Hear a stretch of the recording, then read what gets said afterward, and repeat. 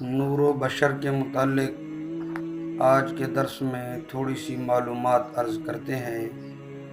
دعا فرمائیں اللہ تبارک و تعالی حق بات کہنے کی مجھے توفیق عطا فرمائے اور کلمہ حق اللہ تعالی میری زبان پر جاری فرمائے۔ نبی کریم صلی اللہ علیہ وآلہ وسلم نور بھی ہیں اور بشر بھی ہیں۔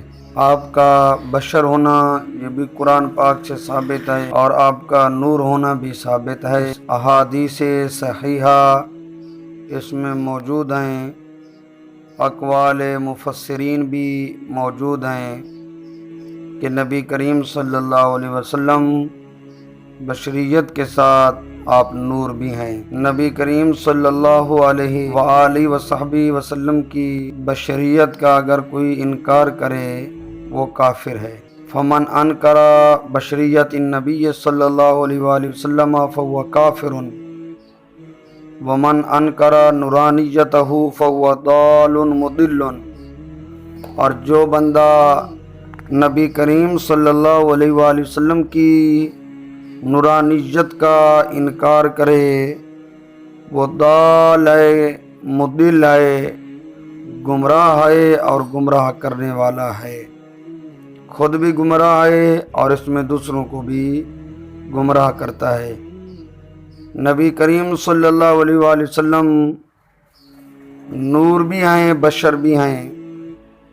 اگر کوئی اعتراض کرے کہ نورانیت اور بشریت ایک ساتھ کیسے ہو سکتی ہے تو جواباً عرض یہ ہے کہ قرآن پاک اس بات پر شاہد ہے کہ اللہ تعالیٰ کے فرشتے نور ہیں، فرشتے اللہ تعالیٰ کی نوری مخلوق ہیں۔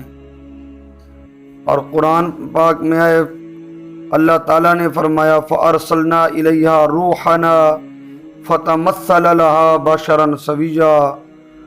ہم نے حضرت مریم علیہ السلام کے پاس حضرت جبریل علیہ السلام کو بھیجا، آپ نوری مخلوق ہیں۔ فَتَمَثَّلَ لَهَا بَشَرًا سَوِيًّا، ہم نے ان کو بشری شکل میں بنا کر بھیجا۔ حضرت جبریل علیہ السلام حضرت مریم علیہ السلام کے پاس تشریف لائے تو بشری شکل میں تشریف لائے۔ فرشتے نور ہیں لیکن بشری شکل میں آ سکتے ہیں۔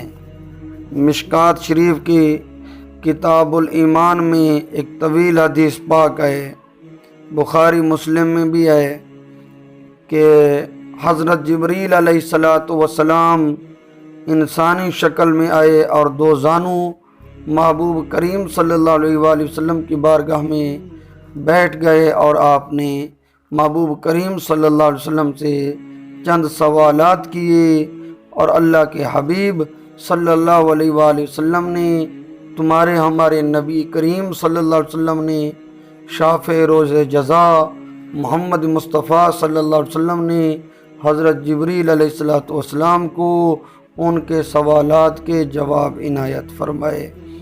تو عرض کرنے کا مقصد یہ ہے کہ جبریل علیہ السلام نوری مخلوق ہو کر وہ بشری شکل میں جلوہ گر ہو کر تشریف لاتے ہیں، تو فرشتے نور بشری شکل میں آ سکتے ہیں۔ تو حضور صلی اللہ علیہ وآلہ وسلم کا بشر ہونا اور نور ہونا بھی اکٹھے ہو سکتا ہے۔ فرشتے بشر اور نور بن سکتے ہیں تو نبی کریم صلی اللہ علیہ وسلم فرشتوں سے افضل و اعلیٰ ہیں۔ اور ایک اور حدیث پاک بھی ہے کہ حضرت جبریل علیہ السلام اندھے کے پاس گئے تو اسی کی حیات میں بن کر، اور جو پہلے اندھا تھا اس کے پاس اسی کی حیات میں گئے اور اس سے سوال کیا، گنجے کے پاس اسی حیات میں جا کر سوال کیا، اور برس کے مریض جو پہلے تھا صحت کے بعد اس کے پاس جبریل علیہ السلام تشریف لے گئے آزمائش کے لیے تو اسی کی حیات میں تشریف لے گئے۔ تو اب ان تین باتوں سے واضح ہو گیا کہ نورانیت بشریت ایک دوسرے کے منافی نہیں ہیں، نور اور بشر اکٹھے ہو سکتے ہیں۔ آنکھ نور ہے، عام بندے میں موجود ہے، اللہ کا نور دل میں نور معرفت ہے ہر بندے میں موجود ہے۔ تو اللہ کے حبیب صلی اللہ علیہ وآلہ وسلم تو نور علی نور تھے۔ قرآن پاک اس بات پر گواہی دیتا ہے کہ قرآن پاک کی آیہ کریمہ ہے۔ پہلے تو ہم نے یہ واضح کیا کہ نورانیت بشریت ایک دوسرے کے منافی نہیں ہے۔ اب ہم قرآن پاک سے آیات بینات پیش کرتے ہیں، ایک آیہ کریمہ اور اس کی تفسیر مفسرین کا قول پیش کرتے ہیں۔ قرآن پاک میں ہے کہ قد جاءکم من اللہ نور، بے شک آ گئے تمہارے پاس اللہ تعالیٰ کی طرف سے نور۔ تو امام المفسرین، صحابی رسول، محبوب کریم صلی اللہ علیہ وسلم کے اہل بیت، جو تمام مفسرین کے استاد ہیں، جن کے مفسر قرآن ہونے کے لیے اللہ کے حبیب صلی اللہ علیہ وسلم نے دعا کی، تو حضرت ابن عباس نے قد جاءکم من اللہ نور کی تشریح کرتے ہوئے کہا رسول نور رسول یعنی محمدن، اللہ تعالیٰ کے بے شک تمہارے پاس رسول تشریف لائے۔ نور سے مراد رسول ہیں اور محمد صلی اللہ علیہ وآلہ وسلم ہیں۔ صحابی کا قول مانے یا وہابی کا قول مانے، وہابی کے قول سے صحابی کا قول افضل ہے، امام المفسرین کا قول افضل ہے، جنہوں نے قرآن پاک کو سمجھا اور اس لفظ نور سے انہوں نے حضور صلی اللہ علیہ وسلم کی ذات مراد لی۔ تنویر المقیاس من تفسیر ابن عباس، اس میں اس آیت کریمہ کے ضمن میں یہی تفسیر ہے کہ نور سے مراد محمد صلی اللہ علیہ وسلم کی ذات پاک ہے۔ تو پتہ چلا کہ صحابہ کرام علیہم رضوان حضور صلی اللہ علیہ وآلہ وسلم کو نور مانتے تھے۔ اگر حوالہ غلط ہو، حضرت ابن عباس نے یہ تفسیر نہ کی ہو تو میری زبان کاٹ لینا۔ ہاں، اگر آپ کو مل جائے تو یقیناً آپ کو مل جائے گی دیکھنے سے، تو پھر مان لینا۔ ہم تم سے کوئی مطلب مطالبہ نہیں کرتے، کوئی سزا نہیں دیتے، تو ہم اتنا ہے کہ مان لو کہ اللہ کے نبی صلی اللہ علیہ وسلم نور ہیں۔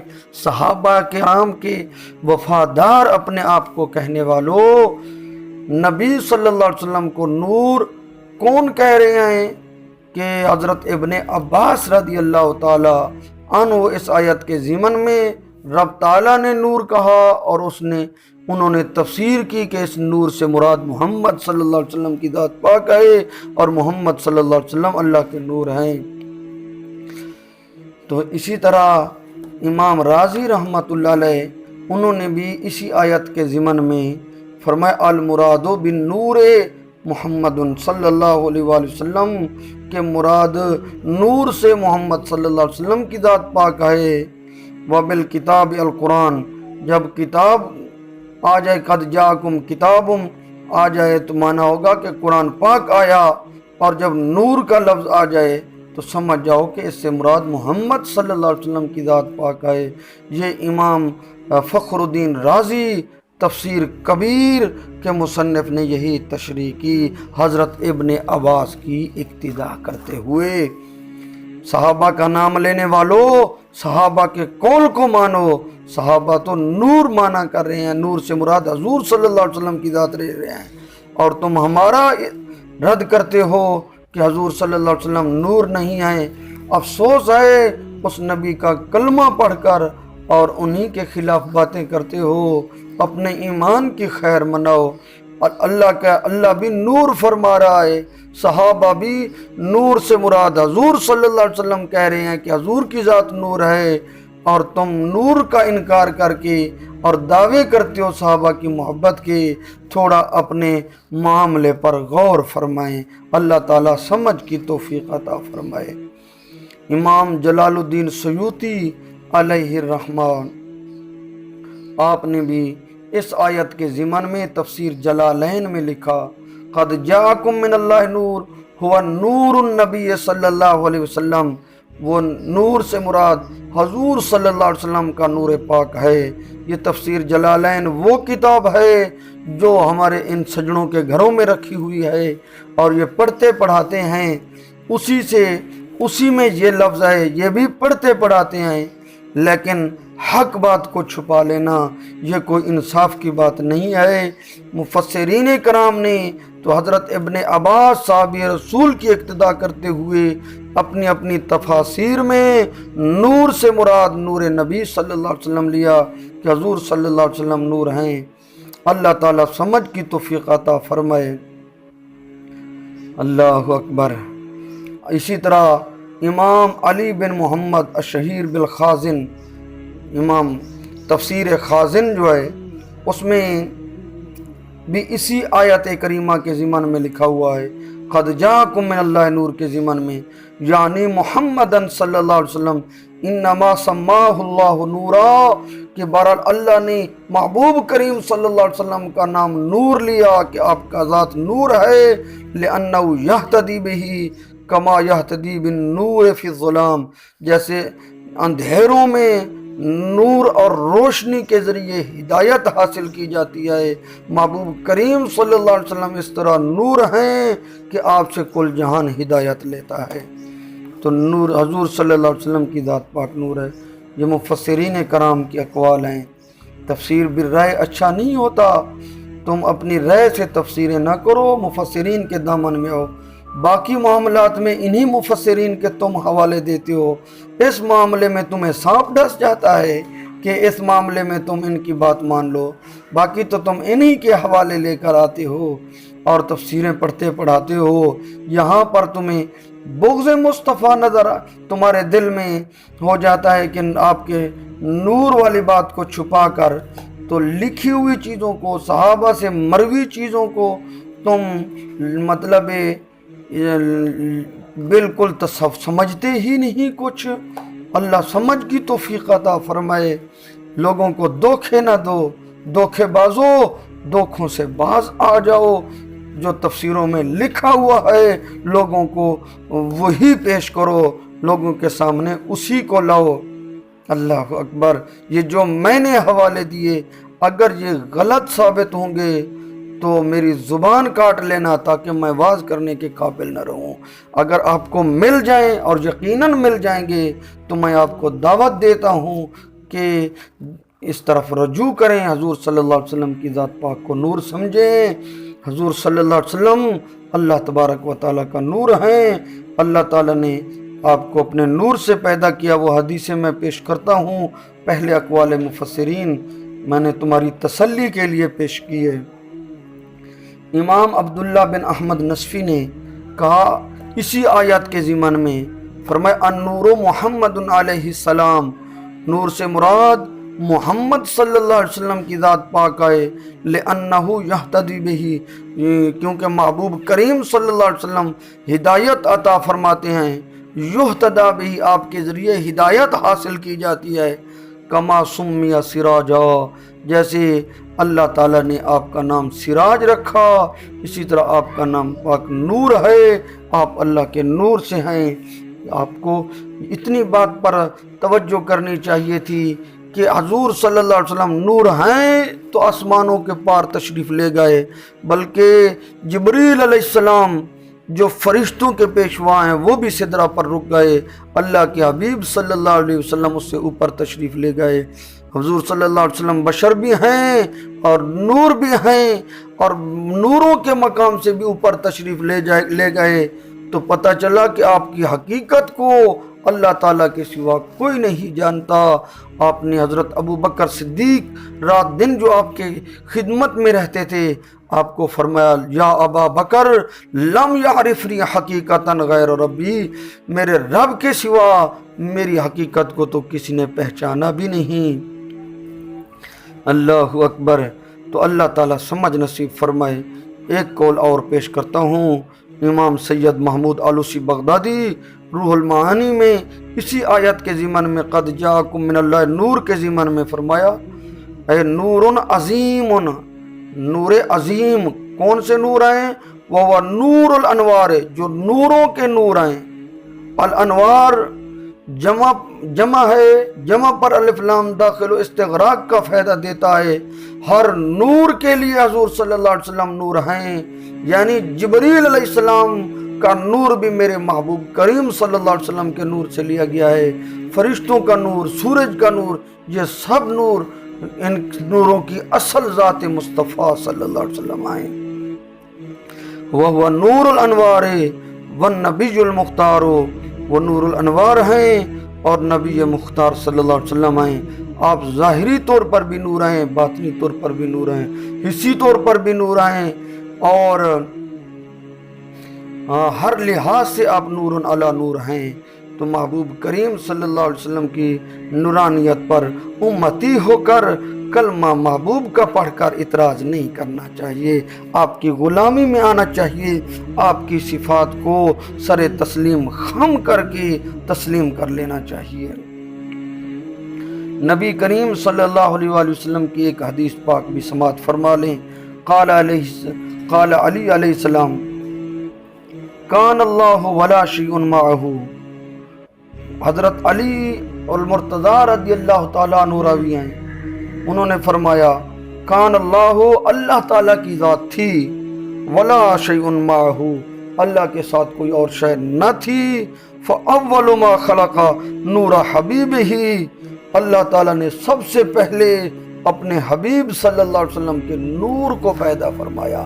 اب علی المرتضی رضی اللہ تعالیٰ عنہ صحابی رسول ہیں، محبوب کریم صلی اللہ علیہ وسلم نے فرمایا انت اخی فی الدنیا والآخرہ، کہ اور محبوب کریم صلی اللہ علیہ وسلم نے اپنی پیاری صاحبزادی ان کے نکاح میں دی، وہ صحابی رسول ہیں، صحابہ کا نام لینے والے، تم صحابی کی بات کو مانو، صحابی رسول فرما رہے ہیں، علی المرتضی فرما رہے ہیں کہ اللہ تعالیٰ نے پہلے اپنے نبی کے، اپنے حبیب صلی اللہ علیہ وسلم کے نور کو پیدا کیا، تو حضور نور ہیں، تبھی تو آپ نے فرمایا قبل ان یخلق الماء والعرش والکرسی واللوح والقلم والجنت والنار والحجاب، فرمایا پانی پیدا کرنے سے پہلے، عرش کرسی پیدا کرنے سے پہلے، لوح و قلم پیدا کرنے سے پہلے، جنت دوزخ پیدا کرنے سے پہلے، اللہ تبارک و تعالیٰ نے حجاب اور سحاب پیدا کرنے سے پہلے،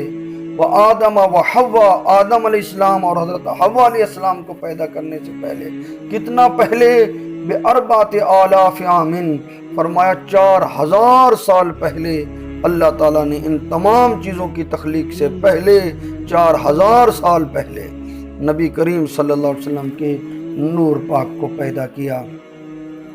قال علیہ الصلوۃ والسلام، امام نبی کریم صلی اللہ علیہ وآلہ وسلم نے فرمایا خلقت من نور اللہ، مجھے اللہ تبارک و تعالیٰ کے نور سے پیدا کیا گیا ہے، والمؤمنون من نوری، اور مومنین کو میرے نور سے پیدا کیا گیا ہے، مجھے اللہ تعالیٰ نے اپنے نور سے پیدا کیا اور مومنین کو میرے نور سے پیدا کیا۔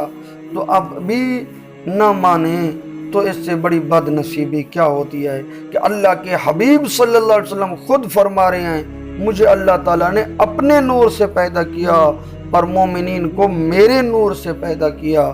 علامہ رومی رحمۃ اللہ علیہ نے فرمایا کہ اللہ کے حبیب صلی اللہ علیہ وسلم نے فرمایا اے مومنین، تمہیں اللہ تعالیٰ نے جب میرے نور سے پیدا کیا تو سمجھو ذا سبب جملہ اجزائے منید، اس وجہ سے تم سب میرے عضو ہو، میرے جز ہو، جزورا از کل چرا بر میں کنید، جزو کو کل سے کیوں دور کرتے ہو؟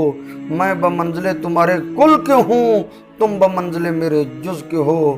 فرمایا جزو از کل قطع شد بیکار شد، جز جب کل سے کٹ جاتا ہے بیکار ہوتا ہے، عضو از کل قطع شد مردار شد، عضو جب کل سے کٹ جاتا ہے تو مردار ہو جاتا ہے۔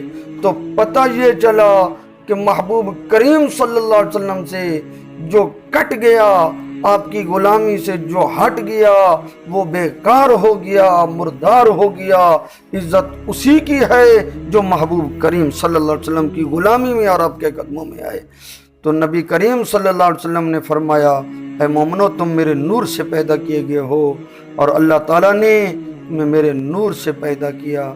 اللہ تعالی ہم سب کو محبوب کریم صلی اللہ علیہ وسلم کی تمام صفات پر یقین کامل رکھنے کی توفیق عطا فرمائے۔ محبوب کریم صلی اللہ علیہ وسلم نور ہیں۔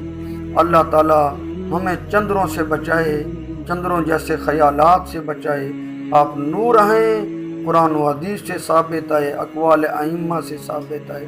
اسی طرح ہمیں جو مفسرین صحابہ کرام کا محبوب کریم صلی اللہ علیہ وسلم کے بارے میں نظریہ تھا کہ آپ کی نورانیات کو تسلیم کرتے تھے، الحمدللہ ہم اہل سنت والجماعت بریلوی حنفی ہم محبوب کریم صلی اللہ علیہ وسلم کو اسی طرح نور مانتے ہیں جس طرح ابن عباس نور مانتے تھے، حضرت علی المرتضیٰ نور مانتے تھے۔